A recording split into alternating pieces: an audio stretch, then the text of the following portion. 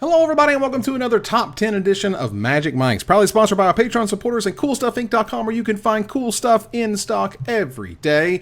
I'm Evan Reuben, and we get started each week by saying hello to my two co-hosts, Aaron Campbell. Hey! Reuben Pressler. Hi, I'm back from the dead. Oh my God! For this episode. Wow. And I didn't have to resurrect you either. I didn't do it. So. You didn't have to. You could have. I could have, but... The power is there. But so for those fans who had no content now for a couple weeks, can you give us a short rundown? Are you doing okay? Is everything all right? I'm doing well. I was suffering from diabetic ketoacidosis, DKA. If you want to go check it out, it's not fun. Basically, in D&D terms, every hour my con score went down by 1, and as you know in D&D, when your con score hits 0, you die. Yeah. So I wasn't taking any damage. It's just my constitution just kept getting lower and lower and lower and lower. Basically, my body was eating itself to death because I didn't have proper insulin. It's a lesson that I am going to have to take a lot of self-reflection on how to take better care of myself and make sure that I am better prepared for situations like that. It's the second time in my 13-year diabetic career that I've had DKA. And it's life-threatening, and it's very serious. I don't talk a ton about my health issues in public, but certainly with this most recent bout, it's something that I need to address and be more public about. You know, one of your good friends, Evan, was a diabetic, right? Who had the Magic tournament named after him, right? The Richie Prophet. Yeah, Richie Prophet. That's right. Suffered from diabetes, and if I'm not mistaken, complications from diabetes helped. Right. Ultimately, yeah. I mean, ultimately. Something. Yeah, diabetes is no joke, and it's getting better, but I still need to take care of myself. It's not all on technology. I got to do it. And I'll be talking more specifically about it in my Dungeons and Dragons podcast that I'm going to do, because I get to write something out and do something scripted. So if you want to hear more thoughts on that, then you can listen to that. But suffice it to say that I am better now. And that I am back to full strength. That's right. Good. We're back to rolling 20s, ladies and gentlemen. Absolutely. Which is awesome. So, and I'm ready for black cards. All right, we're doing top 10 black cards, but first we have to give away a $50 gift certificate to our favorite comment on our last top 10 video. Reuben, what comment did you select? I selected a comment from BiffDude1, a YouTube user who wrote, "My favorite blue card has to be fact or fiction. I've yet to see any real card come close to what this thing can do. Upon resolution, it creates one of the most skill-testing moments for your opponent in the game. Figuring out what cards to separate into what piles creates this air of tension. If they mess up, they're almost assuredly done for. Fact or fiction, much like Scheherazade, creates a game within a game. The best part about it is that it's a game that I always win." Hello. And the fact that we didn't bring up Fact or Fiction in the Blue episode made me a little embarrassed. There's a little heartache.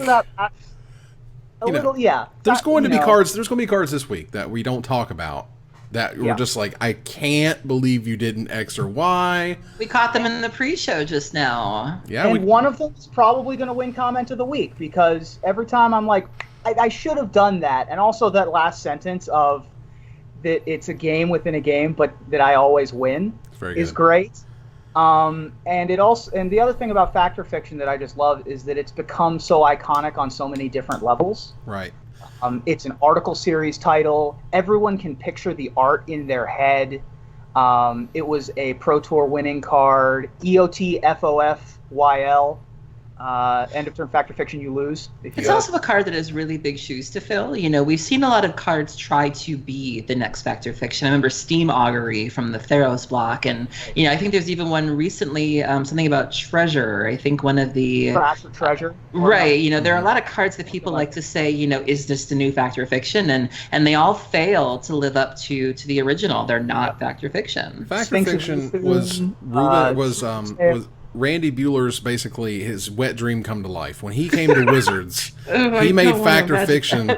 You're welcome.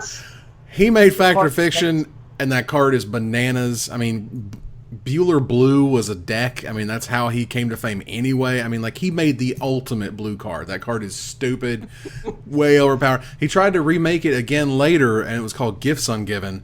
Also stupid, also busted. Broken.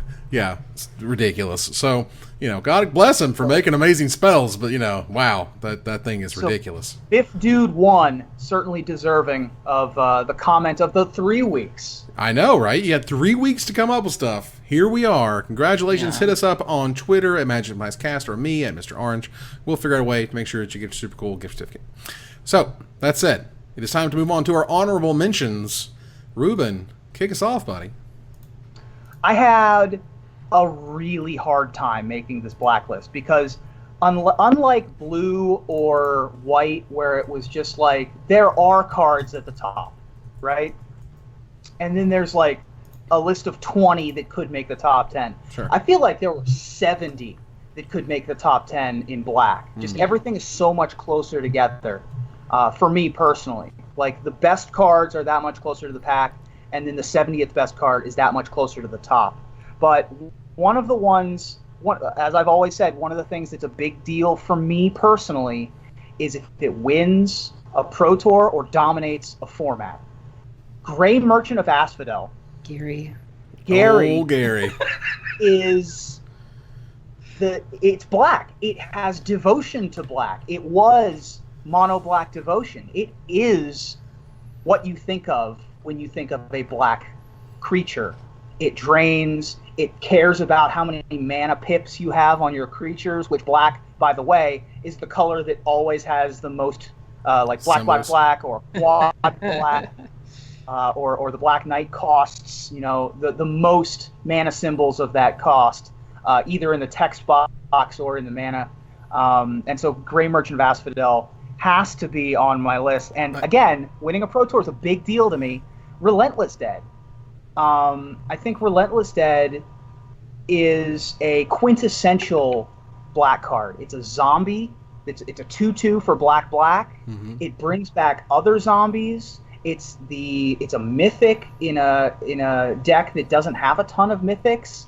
It won a Pro Tour in the hands of one Mr. Gerald Thompson. It's a very important card to a Pro Tour winning deck, and it's got such iconic, beautiful callback art to the original Innistrad with Endless Ranks of the Dead. And it just became. It is. I think that 5-10 years from now, when we think, what's a zombie? What does a zombie do? It's an aggressive black creature that gets other zombies back. And so I think that that's a big deal. And then the third one, which we share, Evan, is Kokosho, the Evening Star. Oh, yes. Which, for $22 a piece. I tried buying one for my EDH deck, and I was like, why is this $22? It's Kokosho. And it was reprinted. It's Kokosho for show. That card has been a staple of reanimation strategies, of sacking it, bringing it back. It's always been a really good target.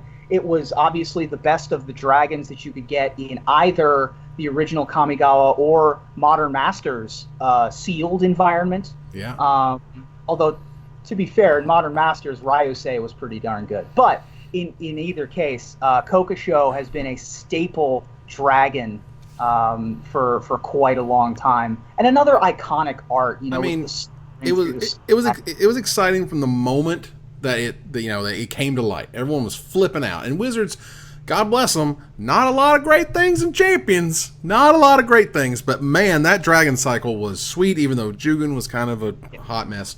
That's okay, because 4 out of 5 ain't bad. Jugen and Ryusei were both kind of garbage, but it didn't matter because they were legendary dragons. Yeah, which is great. And so, like, Kakusho, like, it was banned in EDH for a while, and, like, in Standard, like, I mean, I played the 4 Yosei 4 Kakusho big dragon deck, like, packs of Ravnica and Guild Pact with that deck. Like, just being able to reanimate a Kakusho while you have one, that's a 10-point drain out of nowhere. Like, it's ridiculous. So yeah, that thing could pull you out of dire straits real quick. Yep. It's actually a $16 card now. I just wanted to clarify. I know the MTG Finance holds very passionate, and I want them tweeting me going, "You misstated the card price," and it turns into a thing. It might be different prices for the. Like I said, it did get reprinted. Yeah. So, I don't think it's going down anytime soon. No. It is still a casual and tabletop all-star. I love it. All right, so Aaron, tell us what your honorable mentions happen to be. This list, I'm in the same boat as Reuben. This was very difficult for me to put together because I love so many of these cards. And this is the list I also have the most experience with. A lot of the cards that I've had on the previous list, the white card and the blue cards, were cards that I respect or cards that, have a good track record, but I haven't necessarily played with. Or I've played with them in very limited capacities. A lot of the cards on my list I know, I love, I've worn out my copies of, and so it's very difficult to, a lot of times they ask authors, what are your favorite books or what are your favorite characters? And they say it's sort of like they're killing their children and you can't just pick one, Right. And a lot of times it was, I was just going through this and I was like, I can't cut this card. And I was like, but I have to. So this one was very, very painful, very, very black, if you will, very painful. My first honorable mention is Pox. This is a card that, we've talked about how a lot of the iconic cards have become verbs, balance, fact or fiction, you get brainstorm, things like that. Pox is something, the concept of the Pox deck, something that makes you discard and then you sacrifice something and then you lose life. That's a Pox effect, one that we saw reprinted with Smallpox. And so to me, that's just a very iconic, that art, the very nondescript, almost muddy looking painting, of the original Pox and all of the text. If you go and look at the original, so many words. Just words, exactly. Just, word salad. It is so bad. But the effect itself was, and back in the day, because, old man, I played back then, no one liked it. No one gave a crap about that card. Yeah. That card was bad. What are you doing? You're a bad Magic player if you play with it. And at some point, it was like, wait a minute. This whole third of everything's pretty strong. And then Smallpox showed up, and it was like, whoa, just one of this is crazy strong. Doesn't even need to be a whole chunk of stuff. Yeah, and Reuben, you mentioned, black being the color that most wants the pips or tends to have the black. Pox is 3 black, That's right. no colorless, and then each player loses a third of their life, discards a third of their cards, sacrifices a third of the creatures and a third of their lands, and you round up each time. And it's just like, there's just nothing like it. And I think that really, I played Legacy at a time when Pox decks with Pox in them were real popular. Worlds in Memphis was overrun, infested, if you will, with Pox decks. That's a really great choice. That's awesome. Speaking of infestations, my third honorable mention is Pack Rat. You mentioned how Gary is sort of, when you think of Mono Black Devotion, you think of Gary. Yeah. Pack Rat. When you look at this card, it dominated sealed. I mean, if you just open Pack Rat, you win. Like, there's just really. It's one of the greatest limited cards of all time. Like, right. It's an army in a can. And if I remember correctly, they didn't even have a proper token for it. Like, people had to get really clever. I know Proxy Guy made some rat tokens, which I used when I was playing it. But I remember when I first saw it, I was like, it's cute. Like, I had no idea it was going to turn into the format-defining powerhouse that it turned into, and just that feeling of dread. It took a while, yeah. I've even seen it as sideboard tech and Legacy. I know Reanimator listed toyed with it for a while, just because outside of cards like Toxic Deluge, what do you really have to deal with it? It's all one-on-one removal. There's a deck on the fringes of Modern that's Black-Red Pack Rat. That's just this and Goblin Rebel Master and some other shenanigans. And so God bless Pack Rat, because it's just I don't think anybody was sad to see the card go. When I think of Return to Ravnica, I definitely think of Pack Rat. I mean, it's very similar to Gary, and I've got this weird thing where when I go to pre-releases, I usually play with, or I get smashed by the card that most people just weren't looking that strongly at.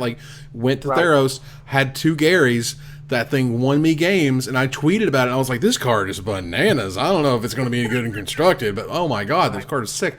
And Pack Rat had it played against me. How do I ever beat this card? Yeah. You got one turn. And if they were smart about it, they would have waited until they could activate it at the same time. But that's okay. Sometimes you got that one turn.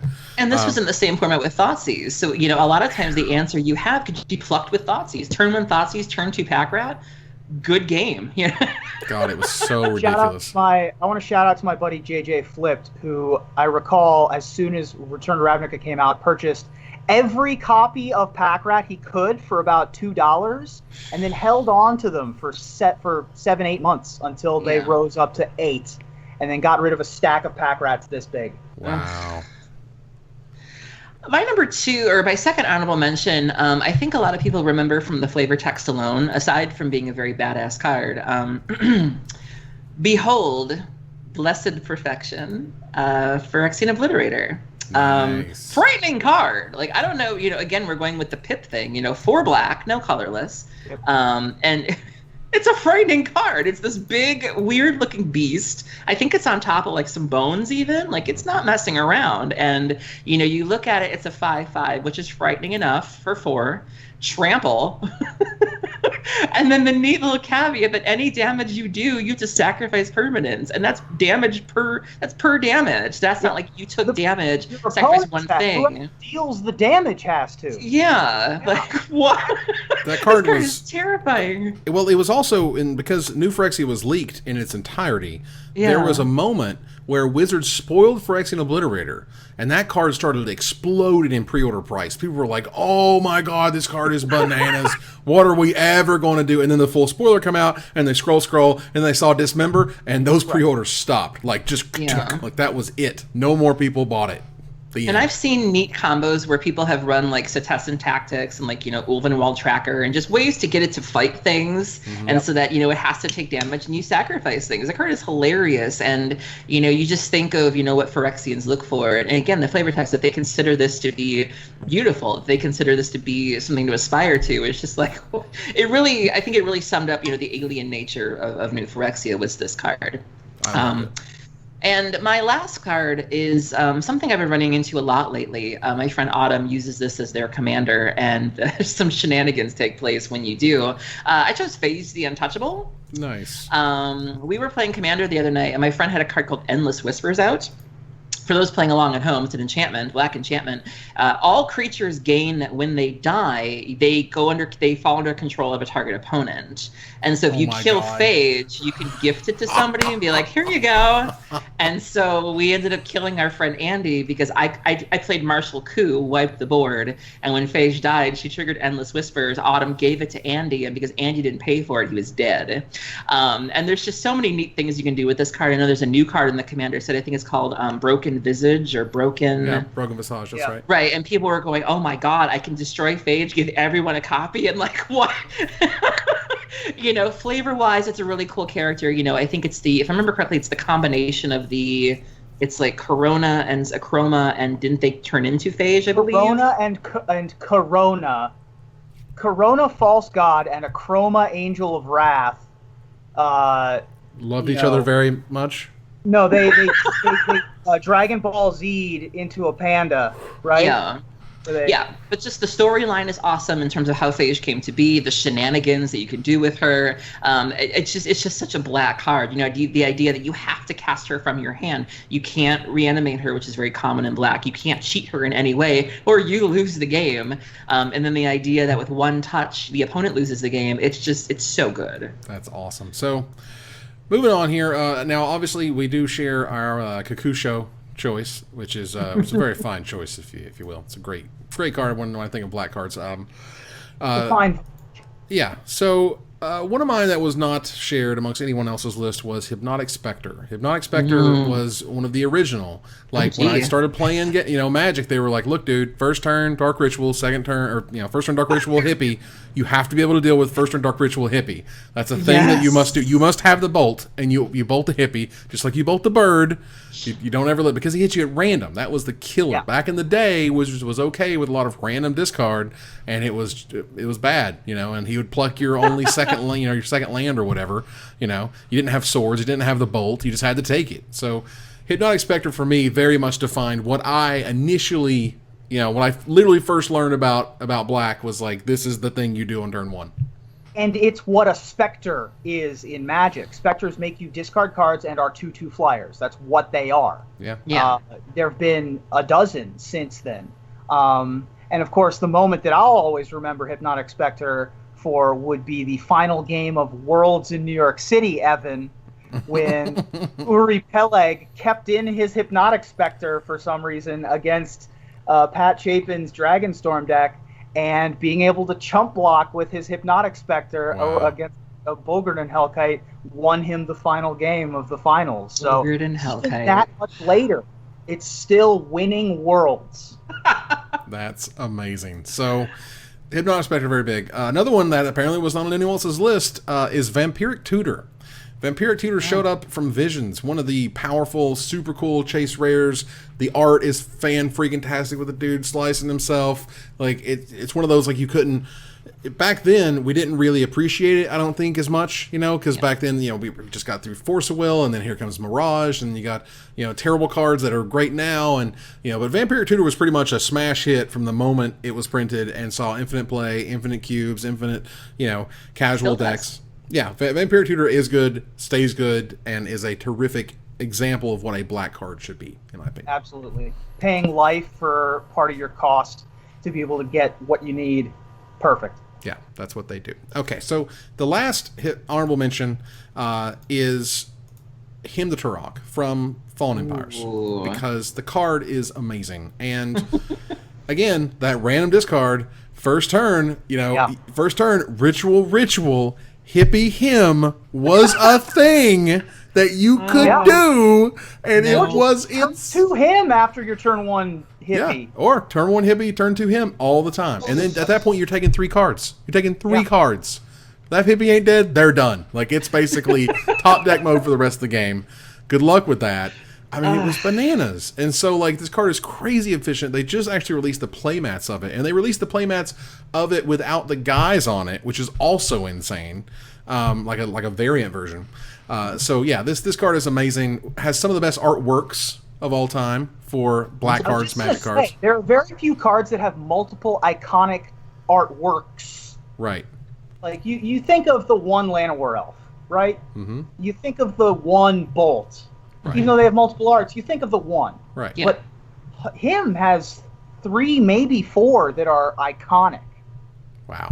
Yeah, the boyfriend and I were discussing this the other day. I had made a joke about the, I think it's the Liz Danforth. Was that the one? The one where, like, they're around the circle Yeah, and they're like, holding the hands. I like to joke that that's what happens when girls go to the bathroom, is that we all gather around and we summon some stuff. And the boyfriend was like, how could you say that? The wolf is the best art. And I was like, listen here, mister. And so everybody has their favorite. And yeah. That's great. So yeah, it's an amazing spell. Was ridiculous when it came out. Like, very few things are said positively about that set, but Still sees play, legacy. Absolutely. Still a very scary card. However, that does mean we get to turn the corner into our official lists. Top 10. There are lots of people, or lots of at least one of you guys that agreed with me, but not only agreed with me, but thought even better of the cards than I did. So I'll be skipping my first couple of choices. But Reuben, what is on your number 10? Terror. Yeah! I got nothing else to add. You just know what it is. Everybody knows what a terror effect is. Everybody knows what that means in Magic.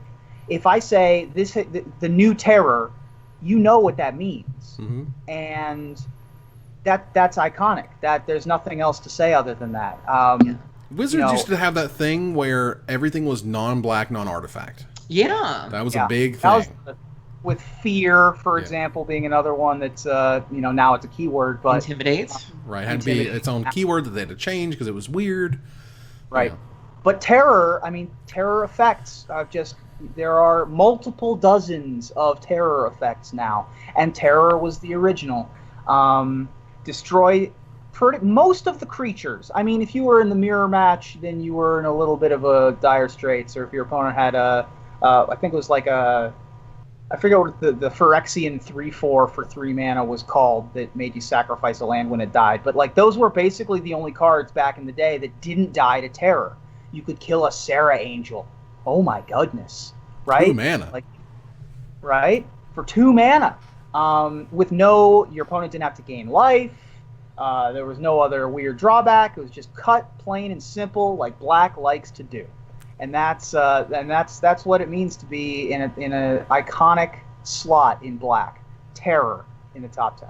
Can we also talk about that art of like the flayed looking person that's like hunched over and it's so just terrifying. Creepy. It's great. Yeah. I love it. Yeah.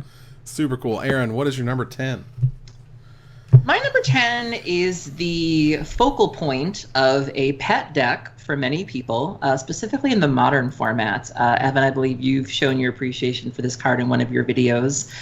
Reed Duke has been caught playing this deck in his free time, and I got to build this deck. I built this deck when Splinter Twin was still modern legal, not in response to that or anything, just to kind of show you how long it's been since I played it. But when I played it and it worked, it felt like a hug from Jesus, specifically if you're facing Bogles. You haven't lived until you've resolved a Death Cloud against Bogles. You're just like, sack everything. And going back to Pox, it's just like, oh god, it's the ultimate Pox. It's so ridiculous. And, King of all Pox cards. And, exactly. and what really makes a Death Cloud deck a Death Cloud deck is that it asks you to. There are things you don't have to sacrifice. You don't have to sacrifice artifacts. You don't have to sacrifice planeswalkers. And so the way that a Death Cloud deck works is you want to ramp out with Garruk Wildspeaker, which doesn't normally see a lot of play, except for like maybe Mono Green Devotion lists. You want to get a Lily of the Veil on the board. You want to get a Garruk on the board. Then you want a Death Cloud. And you are totally fine having no hand, no lands, but 2 planeswalkers. And then you run away with the game by either stripping their hand or just making a bunch of beast tokens and just turning them sideways. And there's just nothing better than a clean board where it's just like, I'm fine with this. And finding the right, or even just finding the right permanents that will survive that, and creating a state that benefits you. It's just delicious, and I can't tell you how good it feels. Like, it's just amazing. I'm ready for more Death Cloud. I've asked Aaron Forsyth specifically to his face, would you please? And he's like, I can't because Planeswalkers. And I was like, fine. Then you make a new Death Cloud that kills Planeswalkers too. There you go. You're done. There's something about a spell that you can build your entire deck about giving everything away. Yeah. Just destroying everything. I love Death Cloud. It's always the card that people have to read. Like, it goes off and they're like, lands. I'm like, lands. And then like, hand? Like, yeah, that too. Like, it's like, when you're getting divorced, it's like you want the house, the car, the kids, and the dog. You're taking it all. Like, you just... It's pretty bad. Yeah. Feels great. Death Cloud is one of those cards that you can't fully appreciate until you cast yourself. Yes. Like, there are some cards where you're like, man, that's some powerful magic, and you just watch it, and you're like, you can appreciate the power of it with just seeing it. But until you actually cast a Death Cloud for 4 against a control deck, you're just like... I don't think when I first started playing the deck, I couldn't even say it with a straight face. Like, I didn't cross the line into being a jerk necessarily, but it's like, it just feels so good where you're just, when you get the board to exactly where you want it, because you can't just slam it. You really got to make sure that you're in a beneficial position to do it. When you finally get there and you're like, Death Cloud for 7. You're like, I thought seized you. I know you got nothing. This is going to happen, and you are going to lose so badly. It just feels so good. It's and so you're good. like, I'm really still It's one of those cards where you're like adjusting your seat, waiting for your opponent's turn to be over. Yeah. Oh, yeah. Yeah. You're like, I thought seized you last turn. You got 1 turn to draw anything relevant. You're like, come on, let's do it. Okay. The Garruk, and Pentad Prism, and you just die. And we're done here. Yep. I love it. It's amazing. So let's move on here to number 9. Aaron, what's your number 9? My number 9 is another modern card that I have a great appreciation for. This was the first modern deck I ever built. Travis Wu had written about this deck on Channel Fireball, and he specifically wrote a budget version, which, for someone like me who was trying to get into modern, which can be an expensive format, was something I really appreciated. I remember I had picked up a bunch of the, I couldn't afford fetch lands, so I was using the red-green pain land and the black-green pain land, and, I couldn't afford Fulminator Mages at the time, so I was using Avalanche Riders, and this was the deck that got me into modern. I played this deck for a year, and this was my first taste of doing broken things, and this was my gateway drug. I started off playing this deck, and now I'm jokingly known as the Dredge Queen. And so my number 9 is Living End. Nice. I have a great appreciation for this card. Again, this is one of those cards that you want to tailor your board state. You want to get to the point where your graveyard is so full that you can, kind of reminds me of like a lazy Susan. You really just want to spin the board until you get your graveyard better than theirs. You wipe the board and you are in a much better position. The Living End mirror is even surprisingly kind of fun. Going back to the lazy Susan metaphor of you spin it this way, they spin it this way. Your Jung matchup is fantastic because, they just have a bunch of discard spells, and you don't care. You're going to draw more cards, you know? It's just a fun deck. It's not for everybody. I have not picked it up. I kind of outgrew it. Like, I don't know if I could ever pick it up again, but I have great appreciation for it. It's also a callback to Living Death, which is another card that does something similar. But I just love everything about it. I love the artwork, the shenanigans with Cascade. It's a special place in my heart for Living End. It's great because, I mean, it's also nice that the spell itself literally says it's black. Like, hey, yeah, it wrote on it, black. That's amazing. I do love that cycle just is like, oh, by the way, we had this problem with Evermind in, I think it was Betrayers, where people were like, is this card a color? And it's like, guys, it's okay, we got this. It's like when the referee comes on at the end of the football play and is like, 5-yard penalty. Stop thinking, guy, that's why there's a penalty. This is like, stop thinking, the card is black. Everyone, calm down. We start there. We're all going to get through this. Yeah, hold my hand. Black card is black. Yeah. With crazy powerful abilities and the whole thing with the no mana cost, and then there's Cascade showed up, and like no mana cost on a crazy powerful effect is where brokenness gets close. You know, you start to inch closer and closer, and then you have the cycling creatures and all this stuff, and it all came together. Really cool deck. I love it. That's sweet. Reuben, what is your number 9? I, the undersigned, do hereby agree to all stipulations above. Signed, and then you sign your name. Wow. Contract from Below. Yes. Wow. Is the most you can get for 1 mana, period. There's nothing you can do for more than that. Like, Wheel of Fortune's cool, Ancestral Recall is neat, but like, draw 8 new cards for 1 mana at the low cost of an ante. So this is an ante card back when Magic the Gathering had ante things happening. And so obviously you can't play this in any new format, but I mean, I've heard stories about Contract from Below. Well, tell the folks at home what ante actually is. Okay, so the way that Magic the Gathering first started, back when the rocks were not even soft yet, like they weren't rocked yet, is that before you played your game, you'd shuffle up your deck, and then you'd remove a random card from your deck, and then that's what you would play for. It was like gambling. And that would be your ante card. And then there were some cards that would allow you to switch out your ante or add to your ante, and Contract from Below was one of them. Contract from Below allows you to add a card to your ante, and then you discard your hand, which can be beneficial, Aaron can attest to, and then draw 8. That's a huge number. That's pretty insane. 8 is more than 7. And also more than 6 other numbers. It's true. In fact, we ignore them. 8 is a huge number. For 1 mana, you could get 8 cards at the low cost of, like, usually putting a forest in your ante pile. This is like if you gave your... this is like if you bought an umbrella from somebody for $1, and then they had to go walk home in the rain. Yeah, you have to... I mean, like, they made a total of 9 ante cards.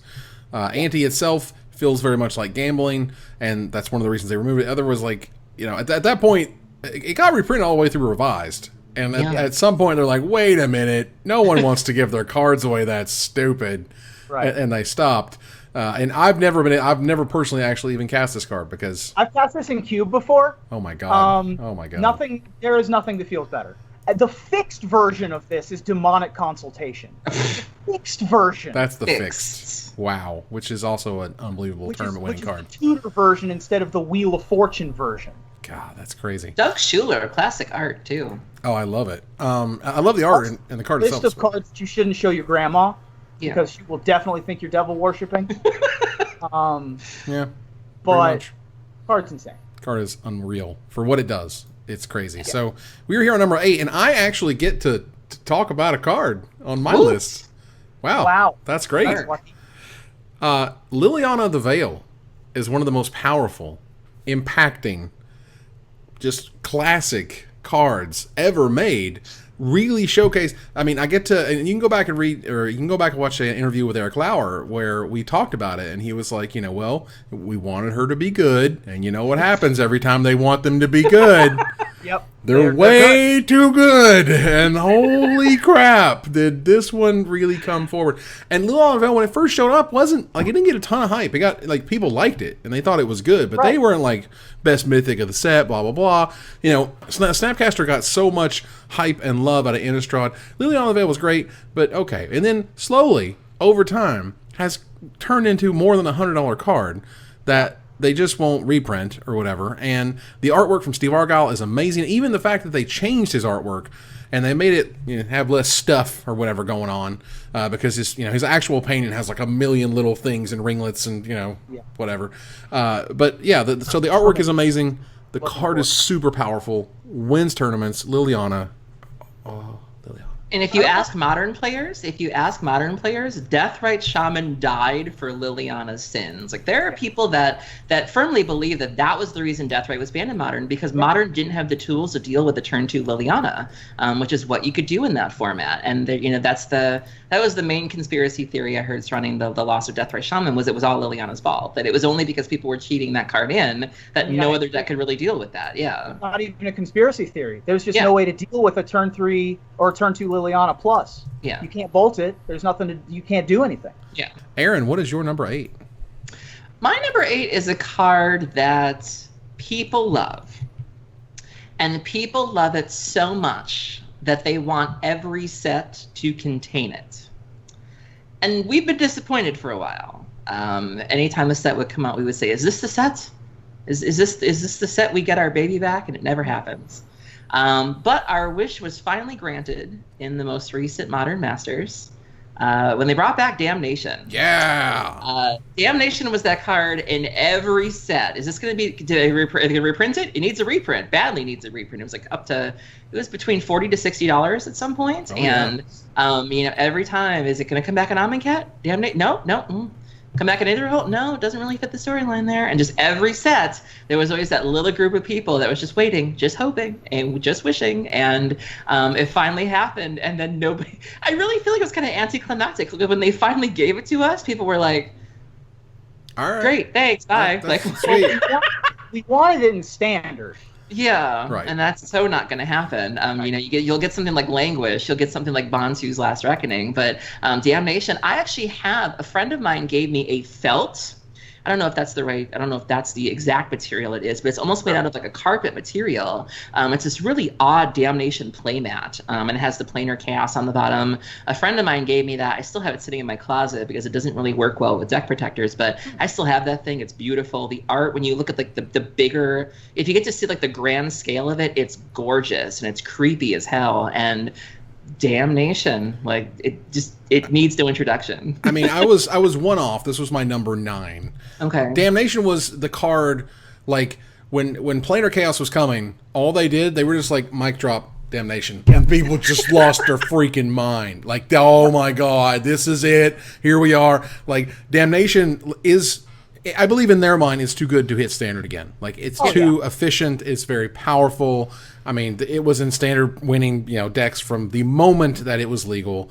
And it's so beloved because it is, it's a color shifted Wrath of God, but it's just one of those things where you're like, 4 mana, destroy all creatures, can't be regenerated, and people, that's a crazy effect everybody wants, turns out. It's also the color shifted to like the correct color is the other thing, is that people really liked about it. Much like when Sarah Sphinx was finally in blue. Right. People were like, oh yeah, obviously a 4/4 flyer should be in blue. Like, that's where that should be. Damnation should be in black. Like, that's the color it should be. I mean, I get that Wrath of God is a cool thing, but this is Damnation we're talking about. So that's, 100%. Right. That was fantastic. So, and we'll get back here in the groove because it's been a couple weeks of making sure we say what the card does when we talk about the cards. Okay. So that said, moving on. So number 8, Reuben, what you got? We're gonna skip me for a second. Moving on. Number 7. My number 7 I can also talk about, and I can even talk about number 6, and then it gets weird. But number 7 is one of the first cards that I ever saw in Magic. It's one of those cards that impacted me because it was in one of the early sets. It's 2 black. In fact, one of its printings is so dark that some people thought it was just 2 black. 2 black, 2 generic mana for a 5/5. that deals 1 damage to you at the beginning of your upkeep.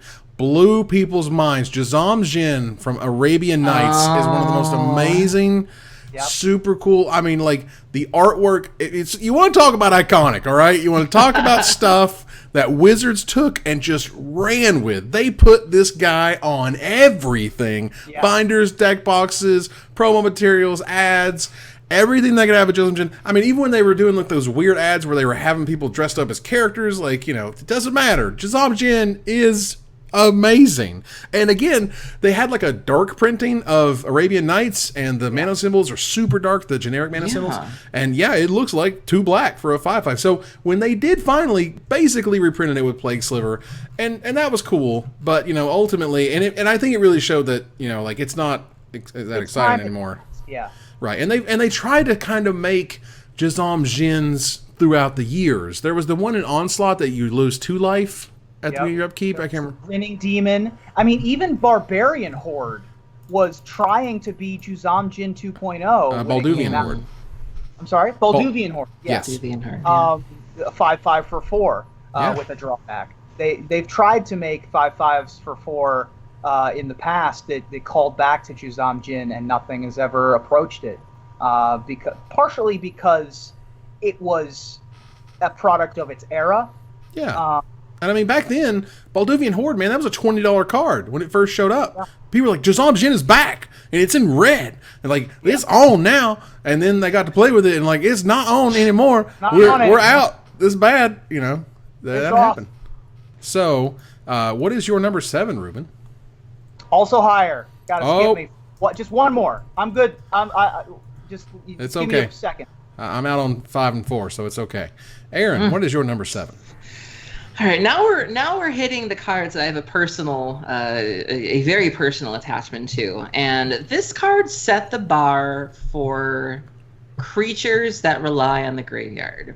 Technically, Nether Shadow was the first, if you really think about it. But Nether Shadow, it has a lot going on. You know, it's a cute little shadow. If you look at the original Nether Shadow, it's this cute little thing. Like, it almost looks like a Halloween decoration. I'm not particularly terrified of it, but and it also has the requirement that like cards have to be on top of it, and so you got to like, you know, line your graveyard a certain way, and that's really annoying, and ain't nobody got time for that.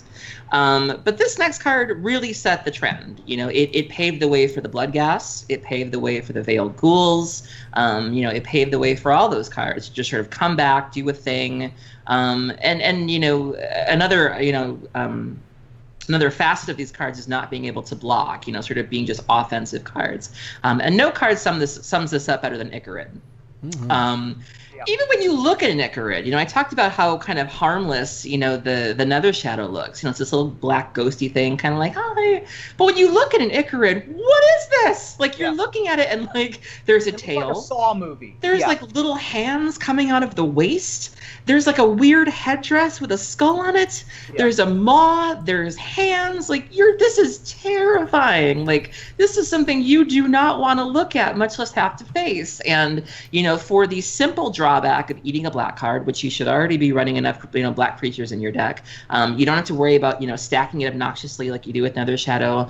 You don't have to worry about, you know, with Bloodghast it has to be a land, and this thing always has haste. You know, Bloodghast has the 10 or life restriction. I think this was the card that set the bar for the other creatures that we see. You know, probably even, you know, the Relentless Deads. You know, this is the card that, you know, has so few drawbacks that I feel like everything we've seen since then has to have more drawbacks on it, because this is sort of the cautionary tale of, you know, when you make it that easy, this is what happens. And, you know, iconic RK Post art, you know, the 3/1 sacrificing at the beginning of your end step, we don't care about that, because if you're playing Dredge at Bridge from Belows, this thing turns into 1 to 4 zombies per time. This card is just great, and this is the linchpin of the Dredge decks. And it's just, this is iconic to me.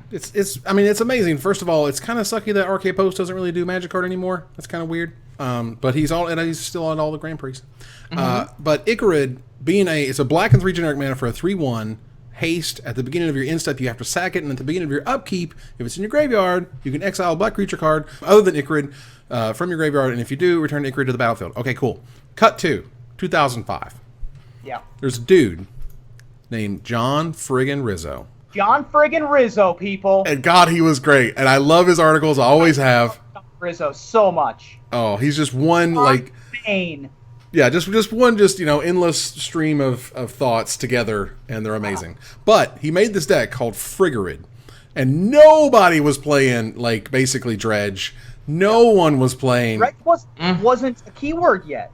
Yeah. It was just barely. It had just came out. This was when Ravnica had just came out, and he was like, "What if I use like Stinkweed Imp?" And because I got the deck pulled up here, like Gargari Grave Troll, Zombie Infestation, like all these cards. Everyone was like, "This is terrible. What are you doing?" It had Cabal Therapy and Deep Analysis, and it had a Wonder in it. I mean, like all sorts of crazy stuff. And of course, Gargari Grave Troll and whatnot.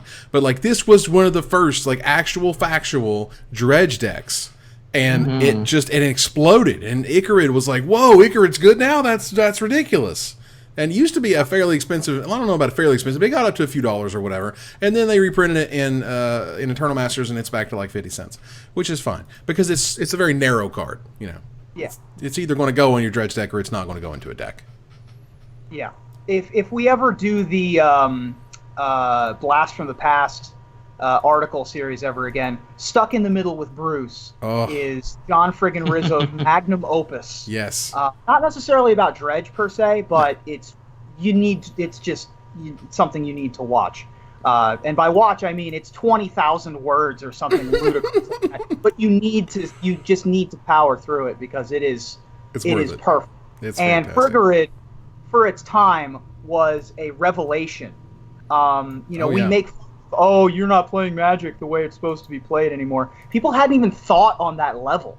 Like, what if I just don't play Magic? What if I just flip my library face up and attack people with 3/1s?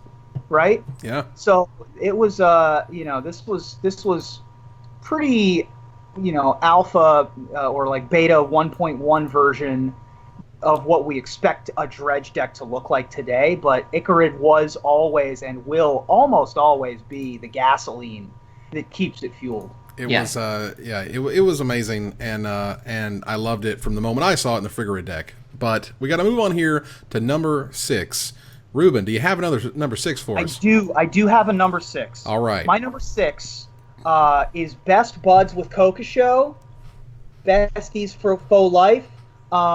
Is the central piece of a Legacy deck that shows up for no reason.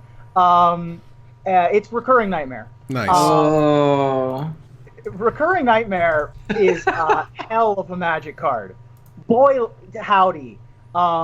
It won a Pro Tour. Yeah. Rexur, Recurring Nightmare Survival, where the original target, if you can think of the original target, I will give you $1. I got nothing. Spirit of the Night. Spirit of the Night. Wow. Lord. You would go like turn 1 bird, turn 2 Recurring Nightmare, turn 3 Survival, discard, sack your bird, get back a thing, and attack you for 6 on turn 3. And that was very, very difficult to deal with. Still would be. And that was a product of the Pro Tour. In any case, Recurring Nightmare is 2 colorless and a black for an enchantment. And there were a couple of enchantments like this in Exodus that had effects when you returned them to your hand, or actually in all of Tempest Block. And so this was another enchantment that you could return to your hand for an effect. So Recurring Nightmare, return it to your hand and sacrifice a creature to return target creature from your graveyard to the battlefield.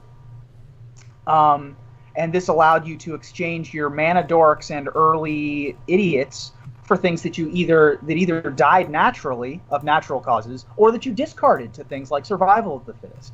And of course, with Survival of the Fittest being in Exodus as well, led to a terror of a deck, being the Jund-colored survival fueled Recurring Nightmare deck. Recurring Nightmare is just the card is silly. Recurring Nightmare. It is aptly named. It's one of those, like, I see it when I'm drafting Cube and I get it like 5th pick and I'm like, you guys just have no idea how stupid this is. Back in the day when they still hadn't figured out that mana costs and cheating mana costs is bad.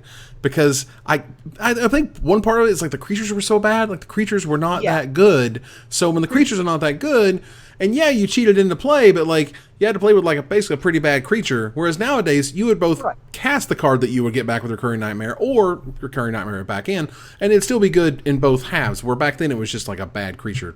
We got to keep moving here. Aaron, what is your number 6? My number 6 is one of my favorite cards of all time. Favorite art of all time. I every time I look at this art, I feel like I discover something new about it. It is the linchpin of several decks in Modern and Legacy. It's so fun to cast because you could die, but you know that you'll die happy, or you know that you'll just die doing what you love doing, which is drawing cards. I like to call this Necropotence's little cousin. It's Ad Nauseam. And what does it do? What can I say? So Ad Nauseam's 3 and 2 black. It's an instant. You reveal the top card of your library and put that card into your hand. You lose life equal to its converted mana cost, and you can repeat this any number of times. So if you're playing a deck like Legacy Storm, that happens to have a lot of very cheap spells or even free spells. So if you're drawing your Lotus Petals, you're drawing your Cataxian Probes, you're drawing your Lion's Eye Diamond, those are all technically free cards. If you're drawing Rituals, that's 1. You're drawing like your Brainstorms, that's 1. You can, take a very small amount of damage if you build your deck correctly and fill your hand to the point where you can go off with whatever combo deck you're trying to build. If you pair it up with something like Phyrexian Unlife or Angel's Grace in Modern, you don't die. So you literally draw your whole deck, go to like -53, and then just throw all your lands at the opponent with Lightning Storm. And there's just nothing better than, just to save time, because it's a little tedious to reveal one card at a time. What I love to do is just hand my deck over and be like, there's my deck. Yep. and every time the opponent's like, sadness. The sadness goes on the stack, and then you flip your deck over. And then the first time resolves. you play against somebody and it's their first time playing against an Ad Nauseam deck, and you go Angel's Grace, and then you go Ad Nauseam, and you say, does it resolve? And they go, yeah. And then you just like hand them your deck. And they're like, what's happening? Because Angel's Grace, no one blinks out. Cards I'm drawing. Yeah, so like when you do the Angel's Grace, everyone lets it happen. They're like, yeah, sure, fine. And then you do the Ad Nauseam, and they're like, can I see that? And then you do it, and then the art is just insane. Jeremy Jarvis, shout out to Jeremy Jarvis, icon. He signed my copies, which I got him to sign them at PAX. But it's just an amazing card. When you get to Legacy and you can do it on turn 1 with all your rituals, and then you draw to the point where you need to do your thing. And so this card is fantastic, and it's fun to say. It's a fun phrase. Yeah, can't say enough about it. It's got this awesome kind of self-balance to it, because it itself is 5 mana. So if you reveal itself, you lose 5 life. And older formats, when you're revealing Force of Wills, also 5 life. Like, that's a thing that happens. You can die to your own Ad Nauseam, and it happens all the time. Moving on here to my number 6, and kind of one of the last ones I'm not going to be sharing with or saying is on someone else's for a while, basically for the rest of my list. But there's a card that showed up in Morningtide, and boy howdy did it wreck a format. A black and a generic mana for a tribal enchantment of Fairy, not Rogue. Yeah. Not Rogue. That's where we fell off the wheels. That's where it went off the side, because, and we'll get to it. All right, so Bitter Blossom is a black and a generic mana for a tribal enchantment Fairy. At the beginning of your upkeep, you lose 1 life and put a 1/1 black Fairy Rogue creature token with flying onto the battlefield. This card is busted, and the reason is because Scion of Una gives hexproof or Shroud. No, hexproof? No, Shroud. I think it's Shroud. Shroud to all other fairies you control, or fairy permanents or whatever. And this happens to be fairies in the type. No. And also, Mistbind Click could remove this from the game before you killed yourself with it. Ugh. That was the biggest issue for me, was that you would be like, ooh, I'm the red deck, I can get them down to 4, now they're down to 3, now they're down... Oh, Mistbind Click. Well, crap. Yeah, and they wanted, and Lorwyn was amazing, don't get me wrong, and I really enjoyed Lorwyn and Morningtide and Shadowmoor Block, and that stuff was neat, but they tried to go so tribal that they literally made tribal things, tribal instants, tribal enchantments, whatever, and this is the one where, when you're riding that line, if you tip the cart too much, that's it, and this was just... It should have been Rogue instead of Fairy, and it wasn't, and Standard basically paid the price for it, but... At the Pro Tour, at Pro Tour Hollywood, which essentially was Pro Tour Morningtide for all intents, then Charles Gindy, buddy of mine, won the tournament with green-black elves defeating fairies because Rin's Run Vanquisher and Garruk Wildspeaker. Garruk Wildspeaker was the best planeswalker of the originals. You know, that stuff matters, and took home the crown. As it turns out, this one was lower on my list. This one was my my number 7. I see. So just one off, just like My Damnation was one off from Aaron's, but that's okay. Move on here to number 5, it looks like, which is, of course, I don't have one. It's higher on somebody else's list, which is fine. It's fine, whatever cares. Reuben, what is your number 5? Greatness at any cost. Yeah. Dark Confidant is maybe the best black creature that was certainly it was the best black creature printed when it was printed. It saw so much play in Standard, in Legacy, in Extended at the time, in Vintage. It is still in the argument for best black creature of all time. I think that it's probably still the best black creature that you cast. Sure. That makes sense. That sounds about right. Give a little bit of foreshadowing to later in the list. But 2-1 for a colorless and a black. At the beginning of your upkeep, you reveal the top card of your library. You lose life equal to its converted mana cost, and then you put that card in your hand. You don't actually draw the card, which I think that there were some combos that had to do with that. I don't think Malaran of the Mornsong was ever actually played with this card, but there was something having to do with drawing cards that, you've played this card with Chains of Mephistopheles back and forth every once in a while over the years, but those aren't the reasons why Bob is good. Bob is good by itself.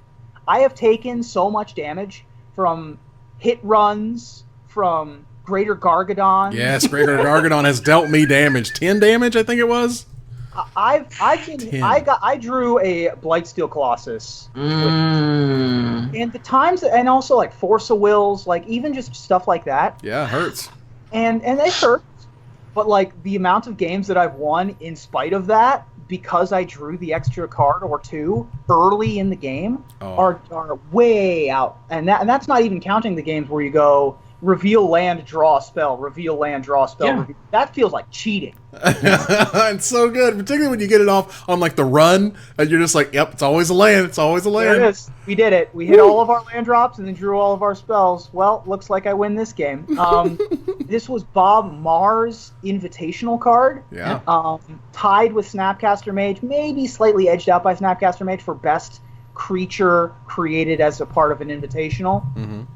I think maybe Snapcaster at this point has moved past it, but Dark Confidant still Bob, just so iconic. This is also another one of those that people keep looking for the next best thing. Painseer came out in Theros Block, and people were going, is this the new Bob? And no, it wasn't. And then Shadows over Innistrad, I think, had Asylum Visitor, or it might have been Eldritch Moon. But again, it was that, is this the new Bob? No. And then Kaladesh has this black, one in a black that like you can use energy. And again, this is another one of those like Fact or Fiction that people want the next version of, and they never fill their shoes. Nope. So, Aaron, what is your number 5? All right, number 5. My number 5. Now we're getting to the part of the show where Aaron has to be get her swooning fan before we go overclimped. It's true. It's true. My fainting couch behind me. So, in the beginning, there was Animate Dead. Came out in alpha. A lot of words. Even the reprinted versions are still basically word salad. So for those playing along at home, Animate Dead is a colorless and a black. It's an enchantment. You can choose a creature in a graveyard, bring it back. That creature has -1 to its power, and if anything happens to the enchantment, the creature goes. So if you disenchant it, you abrupticate, it's gone. It's cute. It's classic. Still sees play in Reanimator. It's a necessary evil. Sure. No pun intended. Then Tempest came along and gave us the card Reanimate. Reanimate for the price of 1 black, and you pay life equal to the casting cost of the creature. You can get anything back. It's not, you can't disenchant it, you can't replicate, it's there. It's not going away. Same power is exactly as it was. This is the card that set the trend for the Exhumes, for the Burial Rites, For everything else, to me, this was the first. This was the OG. You look at that art, you look at the flavor text, Volrath, who I love, and just the things you can do with this for one black. It's just absurd. And I have had some good times reanimating some things. And again, it's one of those cards that has become a verb, reanimating something. We don't say animating dead something. Yeah, we don't say that. Zombify. We don't say... You don't say that, but you do say reanimate. If you get an unburial rights off, you say, I'm reanimating Iona. That's the verb that you use. And I think that says something about the power level of this card, and God bless Reanimate. What I also like about Reanimate, real quickly, is that they never change the art.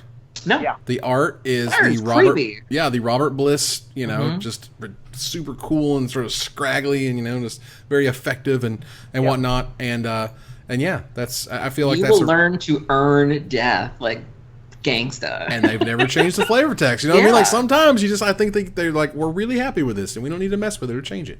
Mm-hmm. This might be the blackest card ever printed. Everything about this card is black. It makes you like, it turns a creature from the graveyard. It's cheap.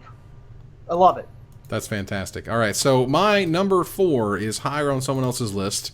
However, Reuben, do you have a number 4? I do. I do have a number 4. Okay. And we've referenced it a lot already in this show in reference to other cards. It has been a format-defining card not once, but twice in 2 different standard formats. The card is Thoughtseize. Nice. Is there a better discard spell that's ever been printed? Never. No. Mm-hmm. Target player discards a card of your choosing. What? What is it? Surely this card costs 3 mana, such as Coercion, which was the original version of this card. Oh no, not 2 additional mana, 2 life. Sign me up. 1 black, sorcery. Target player reveals their hand. You choose a non-land card from it. They discard it. You lose 2 life. This was my number 5. So this was just my last number pick. And it lets me tell my Thoughtseize story. Can I tell my Thoughtseize story? Perfect. Yeah, so, totally. In Valencia, where it flooded out day 1, and I actually got to play in the Pro Tour. It was awesome. I didn't do very well, but that's okay. But I got to talk to R&D for the first time. It's the first time I met any of these people. You know what I mean? Like, first time I met Randy. First time I met Aaron. Everybody. And I sat down with a different developer, and I was just going on about Thoughtseize. I was just like, I can't. Why is Thoughtseize rare? It's just way too ubiquitous. This is way too good. It was a $20 card then. It never stopped being expensive. It was always worth something. Even after they reprinted it, was ridiculous. And he looks at me and he says, Evan, it's the best card in the set. And I was just like. It was like there was a part of me that just didn't really understand the business of Magic at first, and that really just hammered home that sometimes things gotta sell packs, and by God, that card sold a lot of packs. And I kind of wish they hadn't made it, because personally, Turn 1 Thoughtseize is just so painful. Like, it hurts. You're like, great, the best thing in my hand, you get to take, my turn 2 play or whatever is now completely ruined. Ugh. Yeah. The fact that they printed it means they had to reprint it, so I'm happy they've reprinted it the one time and never again. Let's put it in master sets. Get out of here with that. I will not abide another Thoughtseize. We can't. I could have sworn that they acknowledged the mistake. Like, after it got reprinted, I could have, like, when they talked about what it did to the standard format at the time, Theros block, and Mono Black Devotion, I could have sworn that they put a lot of the blame on Thoughtseize. Like, we really shouldn't have done that. It's because of the pack rat thing, when you could turn 1 Thoughtseize, turn 2 pack rat was just such a demolishing combo. Yeah. Games would just end right then. Aaron, what is your number 4?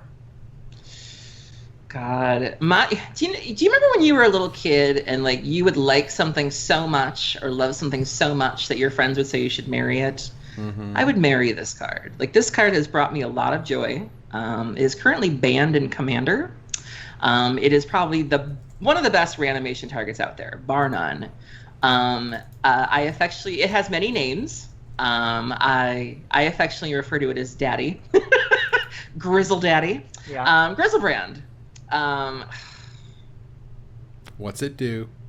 So Grizzlebrand costs. What does it not do? What doesn't it do? So it's 4 and 4 black, so 4 pips. It's a legendary creature demon, 7/7, flying and lifelink. like you do.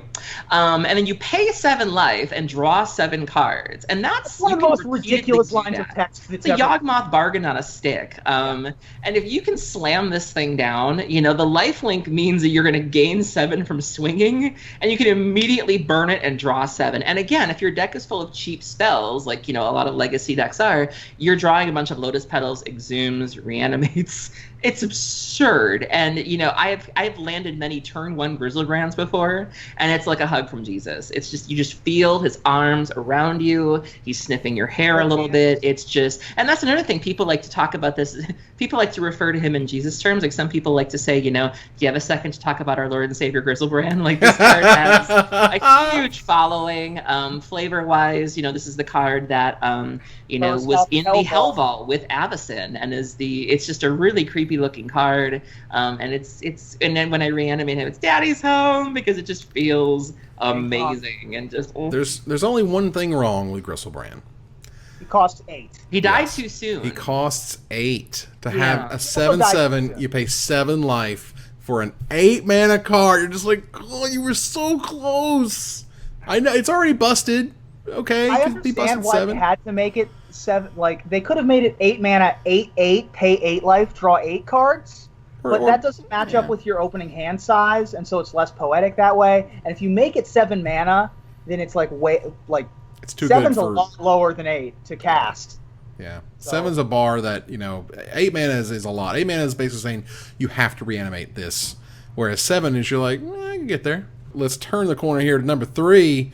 Reuben, I actually have the same. I'm going to bet that of the 2, Reuben and I are the one that share this card. I share this card with someone else. You are incorrect, sir. My number 3 is higher on someone else's list. Wow, Aaron, I am so wrong. We love Dark Ritual. As it turns out, Dark Ritual is my number 3, one of the most black cards ever. This is my number 8, to be fair. Fair enough, and I'm glad it's in there. Because, again, for me, it was, what was black? How was black introduced to me? When did someone say, this is black, this is what they do, this is how they operate?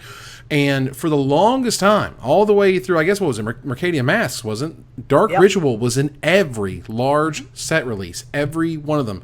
They were like, Dark Ritual, it's a black thing. And they had the design around it all the time. Turn 1 Dark Ritual was a thing that they sort of built black around for many years, and they finally got away from it, but it took a long time. And 1 black instant, make 3 mana for whatever reason was a black thing. And they stopped that after a while. But Aaron, tell me your experience with Dark Ritual. Yeah, I agree with you in terms of, it being the introduction to black. And, we look at rituals nowadays and they're seen as almost a red thing. You have the desperate rituals, the pyretic rituals, the seething songs. I think a lot of people forget that this was the first ritual. Like, this is how we got introduced to that concept of, paying a small amount of mana and getting a little bit more mana for your trouble. And so, you mentioned the Hypnotic Spectre start, the, turn 1 that, turn 1 hippie. You mentioned the turn 1 Hymnoturok, and following that up with something. You go back to the older formats and it's turn 1 Entomb, so turn 1 Dark Ritual, Entomb, and then either Exhume or Entomb Reanimate feels amazing.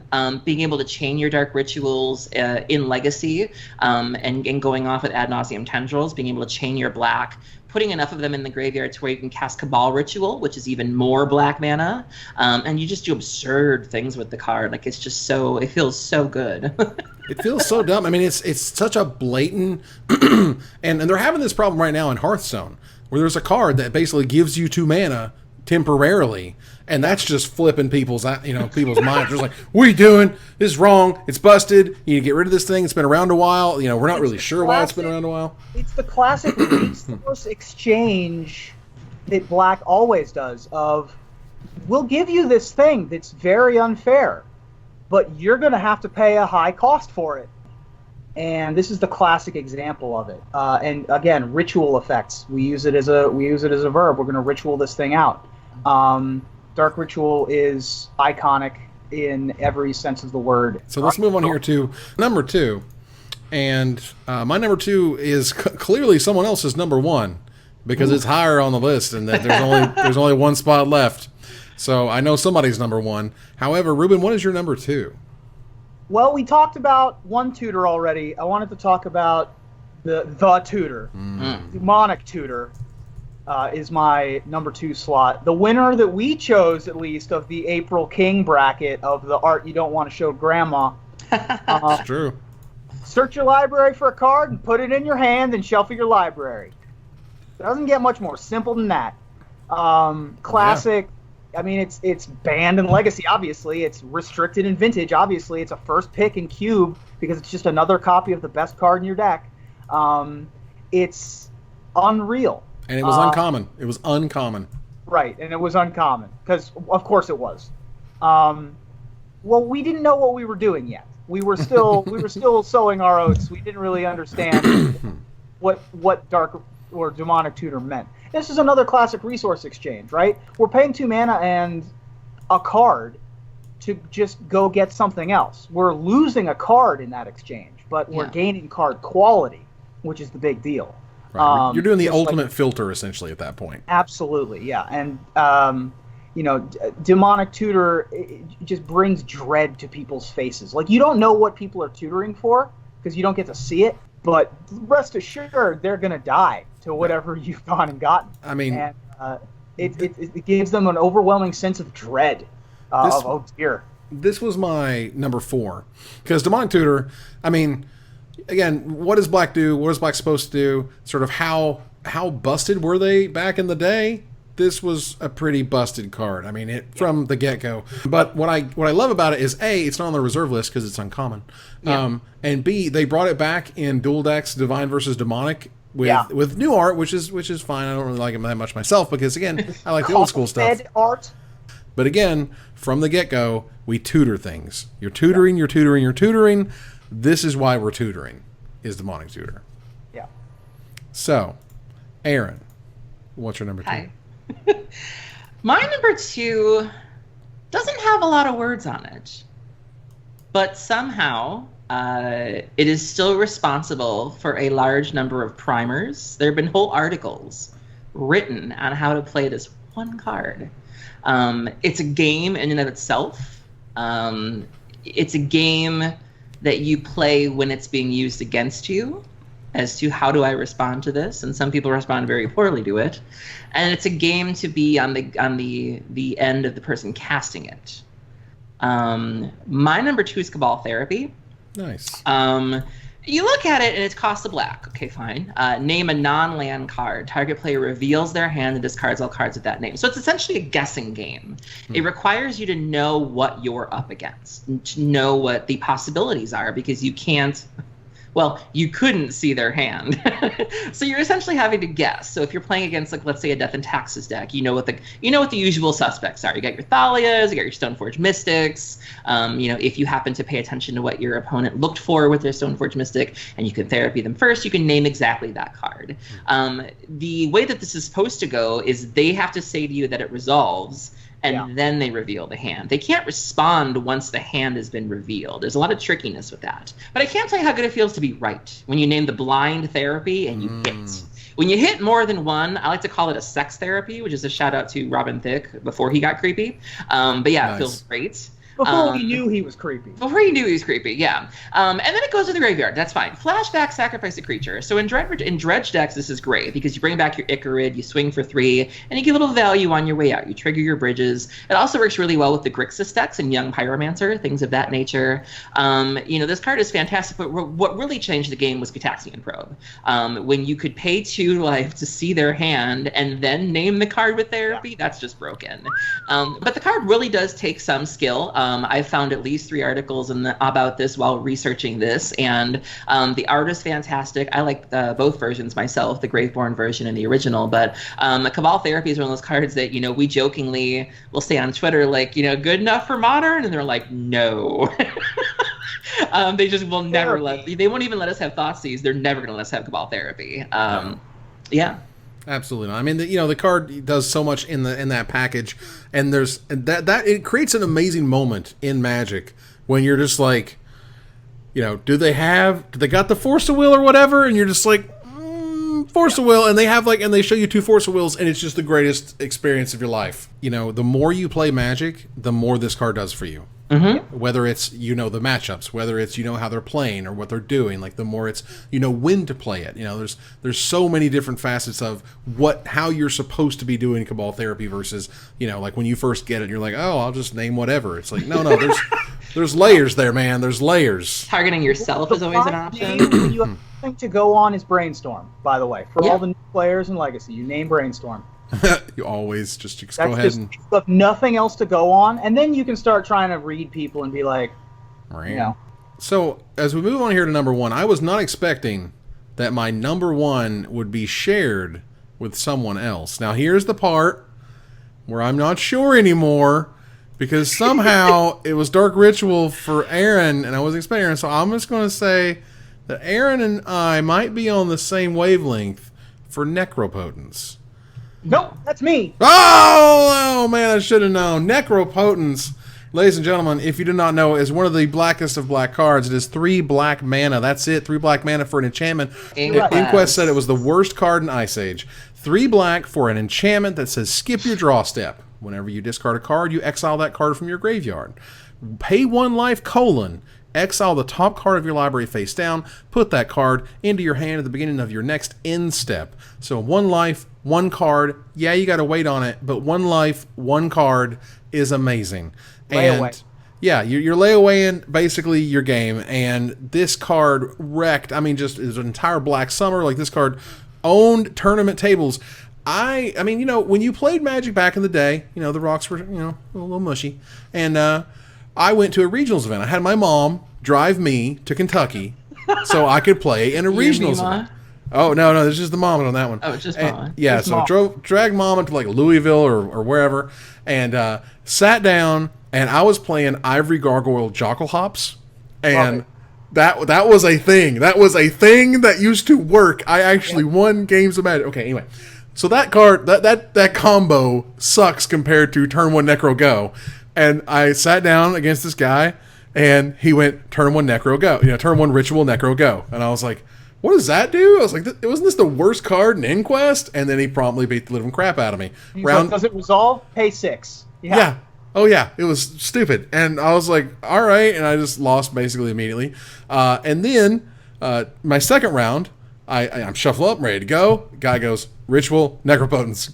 I was just like, all right, this is where we're at, and I'm not playing this deck, and I got nothing. I had very little for it anyway, and and I just died. So I had my O2 drop, went all that way, got taught that lesson. Sometimes the best cards are not the ones that the magazine tells you they are. And Reuben, how black is Necropotence? How super black? It's top 3 certainly. It's the resource management. It's all the pips. There's no colorless about it. There's nothing colorless about it. You should have known that this wasn't Aaron's because it has the line of text, whenever a card would be put into your graveyard, you then remove it from the game. I actually have a confession to make about this card. I was one of those weirdos who called it Necropotence for the longest. Oh, God. Are you a Getacean probe person? No. Oh, God. When I first got into the game, and when I was in my teen years, and even like early when I first came back to the game, I didn't know it was Necropotence. Necropotence is wrong, and you should feel bad about yourself. No, I'm kidding. But yeah, Necropotence is Necro Winter. Like it's people still refer to that as an era in Magic. In fact, it was probably the first named era in Magic. It really was. It dominated every format it was ever in, until it was removed from every format it could be. Spectacularly iconic. You close your eyes and you see the art for Necropotence. See, now you're making me say Necropotence, and it's a problem. You're welcome. Got that awesome artwork from Mr. Tadine. You got the skull guy giving the Boy Scout salute. Right. What else can you say other than that? It is the daddy's daddy. It is the beginning of paying life for cards, which is what black does. It's true. Now, I know from my list what Aaron's number 1 happens to be, but I'll go ahead and let you tell Aaron's us. number 1 happens to be also. Oh, nice. Oh no! Because this was your number 3, Reuben, is that right? My number 3. Wow, and my number 2, and Aaron's man. number 1. So this card is banned in Legacy. It is restricted in Vintage. We talked a little earlier about how much fun it is to cast Dark Ritual, and how much fun it is to chain Dark Rituals into Cabal Rituals. The only thing that feels better than that is casting Dark Ritual into Cabal Ritual, and then casting Yawgmoth's Will and doing it all over again. My number 1 is Yawgmoth's Will. Yeah. This card is Past in Flames on speed. I have a lot of experience with Past in Flames. You know, I kind of eased my way into Legacy and Vintage, and I thought I had kind of seen it all. You know, I'd seen Past in Flames. I was very familiar with how that worked, and that was frightening enough for me. It wasn't until I started playing Vintage that I discovered Yawgmoth's Will, and the fact that, you know, Past in Flames has the cute limitation that it's only sorceries and instants. Right. This is everything. So, like, if you didn't make your land drop, you can use a land from the graveyard. Your Lotus Petals, your Lion's Eye Diamonds, whatever you got, your Moxen, your Lotuses. I mean, for the turn. Again, going back to those cheap or free spells, I mean, oh my god. Like, this is one of those cards that when you see it cast, the game is effectively over. Like, you're just waiting for the pieces to line up and come together and you to go to 0 life. Like, nothing good ever comes from this card being cast, and it's absurd to watch it happen. You know, to see so many things happen and then to do it all again. The art, Ron Spencer, OG art, the art is sick. If you look at the Magus of the Will that was recently released, you know, all the callbacks to this card is just what I think of when I think of Black, and it's just sick on every level, and I love it. This is one of those cards that, because I kind of had a dark period where I stopped playing around Exodus and I came back around Mirrodin. You know, when I went by, I was like, you know, what did I miss, right? And you get to this card, and you're like, what is this magic card? Are you serious? For 3 mana? Like, anything? It's so dumb and over the top. You're like, for 3 mana, I can play anything in my graveyard? Yeah. That's crazy. That's crazy. We've talked a bit about how some cards are trying to be the next Bob, the next Dark Ritual, the next Demonic Tutor, and some of them come close. Nothing has come close to Yawgwill. Past in Flames, like, is good, but it's, like, good. It's not... You'll take it. It's insane bonkers. Like, nothing has come remotely close to Yawgmoth's Will. But to be fair, I also think that they have it's intentional. I think that this is a space that they don't want to go anywhere near, where it's like No. I mean, this is like where Past in Flames is kind of sort of in the upper stands of the ballpark. It's in the ballpark. It's in the upper the seats. Yeah. But it's in the ballpark. Yeah. Yawgwill is like, you know, is the A-Rod just cracking it out for the, you know, the Grand Slam home run, because this card is stupid. And I just can't understand how dumb it is when you're able to play your rituals back again. Yeah, the card should have cost $1 million. It doesn't matter. Not 3, anything but 3. It's just blah, blah, blah. And again, playing lands, you can cast anything. It doesn't matter. Oh man, this card is just like, I mean, look, man, I know it was crazy back in Urza's block. Hashtag Urza's Saga. But whoa, that card is just not in room. It's just not fair. It's a weird, crazy, unfair card.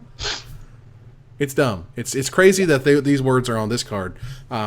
Yeah. So for those, just real fast, so we can say this. For those who don't know what Yawgwill is, it's a green and 2 generic, or I'm sorry, a black and 2 generic mana for a sorcery. Until end of turn, you may play cards in your graveyard.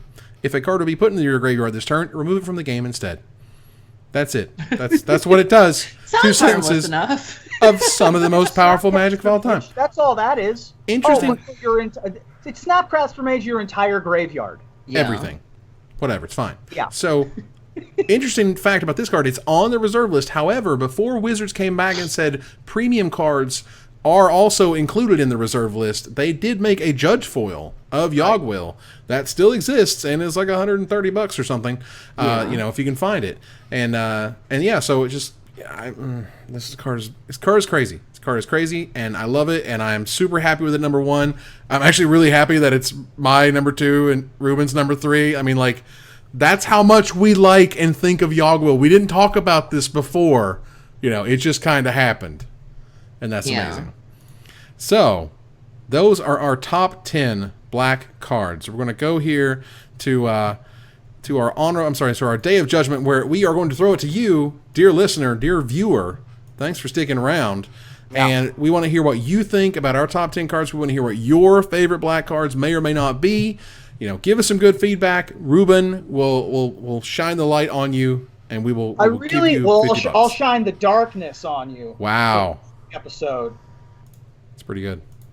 Pretty good. But we're going to have a lot of good comments this time around. Like we said, this list was a lot more difficult for us to pick because there are just so many black cards that could have been referenced. Like, we didn't even touch on Dismember.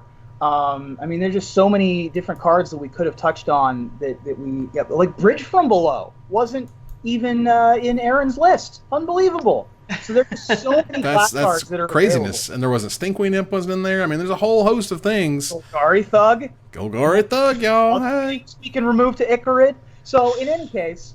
But we want to hear from you. We want to give away a $50 gift certificate to CoolStuffInc.com. We'll do that next week. That said, I want to thank our sponsor, CoolStuffInc.com, my co-host, Aaron Campbell. Thank you very much.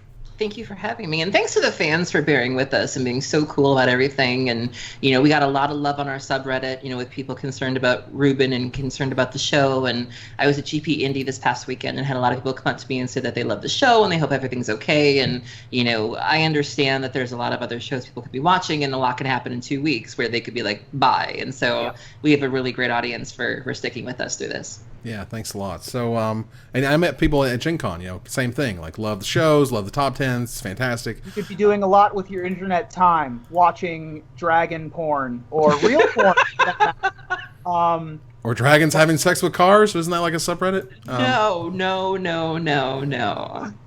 Well, we appreciate you sticking by us and sticking by me and waiting for me to, get my con score back up. That's right. And Reuben, thank you much, and we're glad you're feeling better. I appreciate it. I was really excited for this. I got the Darkness shirt. I got my Dr. Facilier hat. Oh, God. For the Darkness. Wow. He's single, ladies. That's right. You waited all episode to put that in there? I could have worn it for the whole episode. I think it's a bit much. It is, but you could have broken it out a couple times, maybe did a little character thing with it. I streamed Commander the other night with Queen Marchesa as my commander, and I wore my crown the entire time. That's commitment there. Wow. This is the first Disney villain cosplay piece I put together, so we'll see if I ever bring this thing back. But I don't think I have anything for the Red episode next week. Oh, we're at Red already? Oh, man, I might as well just call out for that one. I know, right? We're all done here. There's some red cards you can get behind, Aaron. I believe you. That's awesome. So we're going to move here to our final slide, as we do. Again, I want to thank our sponsor, CoolStuffInc.com, my co-hosts Aaron Campbell and Reuben Bressler, and you guys for watching, and hope you support us at patreon.com/magicmics. Visit our website at magicmikespodcast.com that exists thanks to our Patreon supporters, or follow, like, tweet, favorite, share, subscribe to everything social that tells people we exist. Catch us online at twitch.tv/magicmics, on Twitter at magicmicescast, on Reddit at reddit.com/r/magicmics, and on Facebook at facebook.com/magicmics. Talk to us privately at magicmikespodcast@gmail.com. Follow the audio-only podcast at magicmikespodcast.libsyn.com, or find us on iTunes, or join us here next week for another top 10 episode of Magic Mics. Good night, everybody. We'll be black.